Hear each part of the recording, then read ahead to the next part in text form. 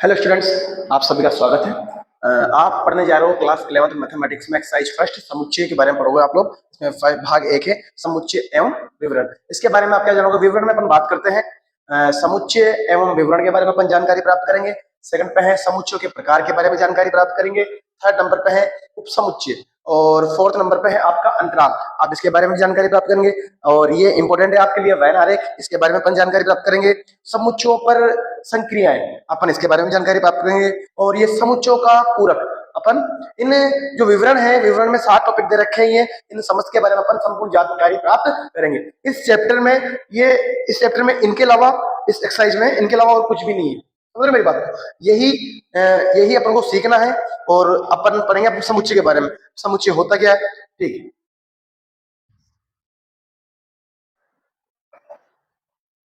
Hello दोस्तों, अब अपन पढ़ेंगे समुच्चय। समुच्चय में क्या होता है? समुच्चय की डेफिनेशन क्या होती है? वस्तु के सुपरिभाषित संग्रह को समुच्चय कहते हैं। अब यहाँ पे एक शब्द आया है सुपरिभाषित।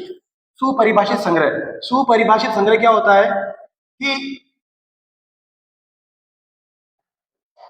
सुपरिभाषित संग्रह क्या होता है कि ऐसा संग्रह जिसमें मेरा उत्तर और आपका उत्तर सेम होना चाहिए। समझ रहे मेरी बात को?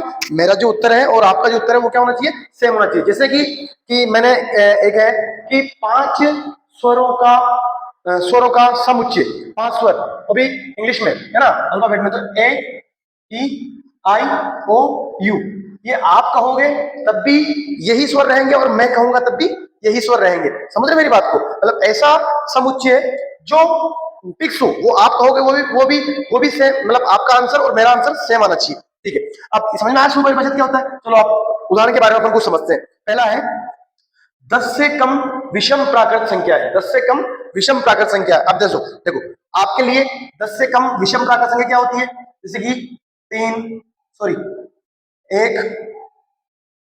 3 5 7 9। आपके लिए भी 10 से कम विषम प्राकृत संख्या यही है ना? और मेरे लिए भी 10 से विषम प्राकृत संख्या यही है। आप कहोगे तब भी यही रहेगी और मैं कहूंगा तब भी यही रहेगी। तो ये क्या है? समुच्चय है। कौन सा? ये सुपरिभाषित समुच्चय। सेकंड बात करते हैं अपन भारत की नदियां।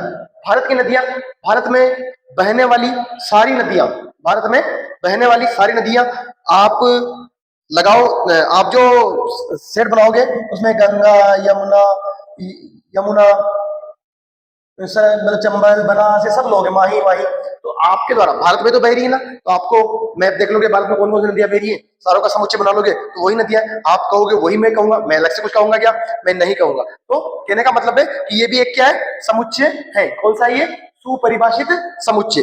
अब बात करते हैं अपन थर्ड नंबर की, विश्व के सर्वश्रेष्ठ 3 गेंदबाजों का समूह। यहाँ पे कंफ्यूजन होता है। यहाँ पे कंफ्यूजन क्या होता है? अब मेरी नजर में मैं खुद, मेरी नजर में कौन कौन से रहेंगे वो देख लो आप। कि मुझे फेवरेट लगता है बुमराह, शमी, जोफ्रा आर्चर, ये मेरे हो गए। ये क्या हो गए? मेरे हो गए कि मुझे ये पसंद है। समझ रहे मेरी बात को? कि मुझे ये पसंद है। लेकिन हो सकता है कि आपको दूसरे पसंद हो। आपको पसंद हो कि सर मुझे मोहम्मद सिराज पसंद है, सिराज है, भुवनेश्वर कुमार है, और एक और मान लो स्टार्क है। ये आपको 3 पसंद है। सभी के अलग अलग हो सकते हैं। तो ये सुपरिभाषित संग्रहों का समुच्चय नहीं है।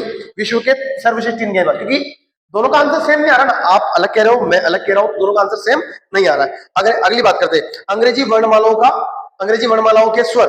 अब अंग्रेजी वर्णमाला के स्वर क्या होते हैं? आप कहोगे कि ए ई आई ओ यू, आपके द्वारा कहे गए स्वर भी यही रहेंगे और मेरे द्वारा कहे गए स्वर भी यही रहेंगे। समझ रहे मेरी बात को? और अगर इसमें अपन कोई के ऐड कर दे या कोई भी अलग स्वर कर दे तो ये समूह सुपरिभाषित संग्रह नहीं रहेगा। ठीक है, तो आप इन चीजों को नोट कर लीजिए। फिर अपन बात करते हैं गणित के भी कुछ समुच्चय होते हैं। गणित में भी कुछ समुच्चय होते हैं, जैसे कि प्राकृत संख्याओं का समुच्चय, सम संख्याओं का समुच्चय। इनके बारे में अपन जानकारी प्राप्त करेंगे। समझ में आया बच्चों? समझ में आया बच्चों? ठीक है, लिख लीजिए। Thank you.